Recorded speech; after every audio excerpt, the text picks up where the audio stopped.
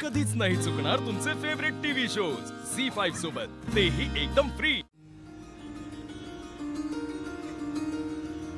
बापरे, काय माणसं आहेत ही। माणसं तरी कसं म्हणावं। बाबा तुम्ही शांत व्हा बरं। एवढा क्रूरपणा बघून मी शांत कसा होऊ।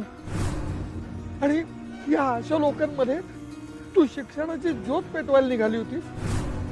अक्षू, अगं मी बरीच माणसं बघितलीत ग अडाणी, ज्यांचं मन खूप मोठं आहे, पण यांच्याकडे न मन आहे ना भावना आहे, तो फक्त माज आणि बाबा बाबा अहंकार। बाबा शांत व्हा। पाणी पण नाहीये, थांबा चला चला चला चला चला चला सोडा सोडा चला चला।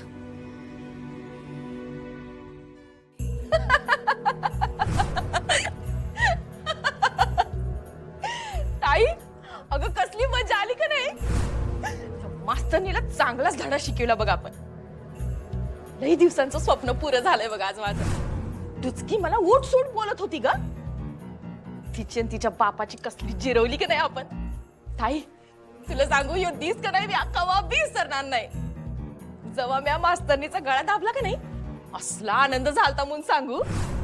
पण ताई तू थांबविलच म्हणून, नाहीतर तिचा आज इशेच संपवून टाकला असता बघ। हसलं थोबाड झालतं का नाही तिचं बघण्यासारखं। दुर्गे, थोबाड बंद कर तुझा।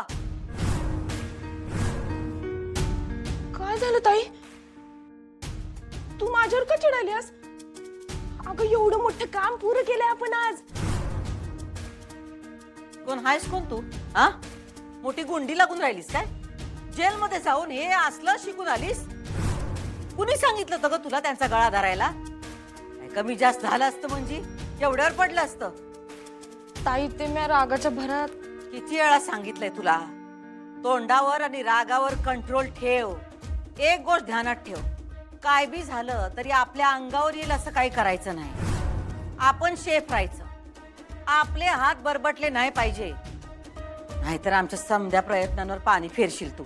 ताई मला माफ कर, अगं ते जोश मध्ये मी बोलून गेले। हितनं पुढे काळजी घे ना म्या। बरं ताई आता काय करायचं? ती तर हितनं गेली की, तिने जर आधिपतीसनी समजा सांगितलं तर? त्यांना काय करायचं ते करू दे, आता आम्हाला जे करायचं तेच आम्ही करणार। जा निघ तू। वय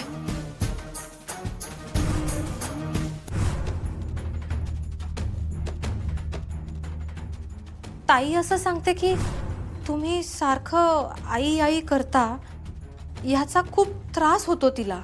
पण आता मदन आलाय तर त्याच्याशी बोलून तिला खूप बरं वाटतं। ताईला मदन शिवाय काही करमतच नाही, आणि मदनला सुद्धा तिच्याशिवाय काही करमत नाही। नाही नाही नाही, इराताई बोलल्या ते काय खरं वाटत नाही मला। असं कसं असेल? सकाळी उठल्यापासून तर रात्री झोपेपर्यंत सगळं सांगायच्या मास्तरीनबाई मला। आज शाळेत असं झालं, घरात तसं झालं, आईकडं असं झालं आणि वर्गात असं झालं। कवा कवा मीच म्हणायचो त्याच नाही, मास्तरीनबाई अहो किती बोलशील, थकत नाही काय तुम्ही? तेव्हा त्या म्हणायच्या की आपल्या माणसासंग बोलण्यात कसला आलाय थकवा। आवडतंय मला सगळं तुमच्या संग शेअर करायला। आता एवढं सगळं सांगत होते तर मग त्या मदनबद्दल कवाच का नाही बोलल्या? नाही म्हणजे मित्र असू शकतोय, पण मला का नाही सांगितलं? त्यांचं आणि माझं ठरलं होतं एकमेकांपासून काय लपवायचं नाही, मग हे का लपवलं? एवढा पत्रव्यवहार वगैरे? मास्तरीनबाई मुद्दाम तर काय करणार नाहीत, पण असं झालं असेल की त्यासनी लपवायचं नसेल, पण सांगण्यासाठी कवा वेळच जुळून आली नसेल। असंच असलं पाहिजे आमचं नातं, म्हणजे राव दो दिल एक जानवाने नातं आहे, त्या काय लपवणारच बाई आमच्यापासून? नाही नाही, हे असंच असणार। माझ्या मास्तरीनबाईलाही चांगले आहेत, त्या कशाला काहीतरी म्हणतील असं माझ्याबद्दल, त्यांचं प्रेम आहे माझ्यावर। ह्या इराताईंचा काहीतरी 100% गैरसमज झाला असणार। असं बी आमच्या लग्नापासून दोघींमध्ये वाद होतेच,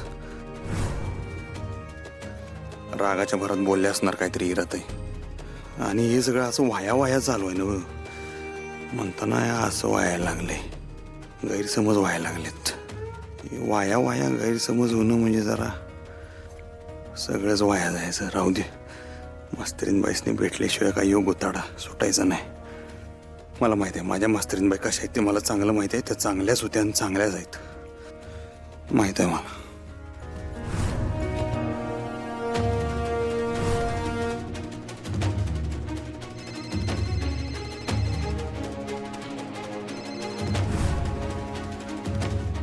टाकलं सरकार, टाकलं सरकार. अहो काय झालं, कवापासून फोन वाजतोय तुमचा?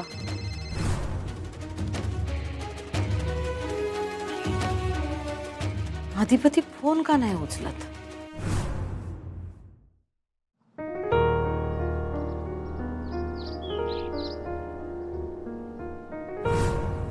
आता याचा छडा लावलाच पाहिजे अक्षरा. आता गप्प बसून चालणार नाही. बाबा आता जे झालं ते झालं, जाऊ दे आता, तो विषय नको पुन्हा. विषय नको? अगं तुझ्या आयुष्याचा प्रश्न आहे. सगळ्या मर्यादा ओलांडल्यात त्यांनी. तुला ढकलून दिलं, मारहाण केली. यांना मी सोडणार नाही आता. यांना काय वाटतं आम्ही गरीब आहोत, काही करू शकत नाही. पण असं नाहीये. अन्याय सहन करणं हा सुद्धा मोठा गुन्हा आहे. तू खूप सहन केलंस, पण आता नाही. तुझा बाप जिवंत आहे अजून. तर बघ मी काय करतो ते. यांच्यावर केसच करतो. आजच माझ्या वकील मित्राला जाऊन भेटतो. बाबा नको. बाबा ऐका माझं. बाबा बाबा ऐका ऐका. अहो बाबा बाबा थांबा थांबा, तुम्ही ऐका माझं. ऐका, तुम्हाला त्रास होतोय ना, केवढं लागलंय बघा. आपण आता दवाखान्यात जाऊया. मनाला लागलंय ग. त्या आगीत आम्ही आमच्या हाताने तुला ढकलून दिली.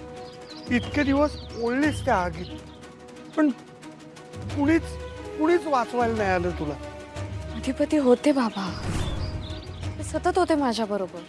त्यांनीच घराबाहेर जायला सांगितलं ना तुला. त्या आईच्या होला हो करतात म्हणून तुझ्यावर ही वेळ आली. देवा परमेश्वरा, अरे काय केलं हे मी? पोरीच्या आयुष्याचं वाटोळं केलं मी. असं काय बोलतोय बाबा? असं नका बोलू प्लीज. अक्षरा, तुझ्या या परिस्थितीला मी जबाबदार आहे. एक बाप म्हणून मी फेल झालो, सबसेल फेल झालो, सबसेल चुकलो. बाबा माफ कर मला. असं काय बोलतोय बाबा? असं नका बोलू प्लीज. तुमची काहीच चूक नाहीये. सगळी माझीच चूक आहे. आणि एकदा नाही, दोनदा चुकलो मी. सगळी माझीच चूक आहे. बाबा प्लीज.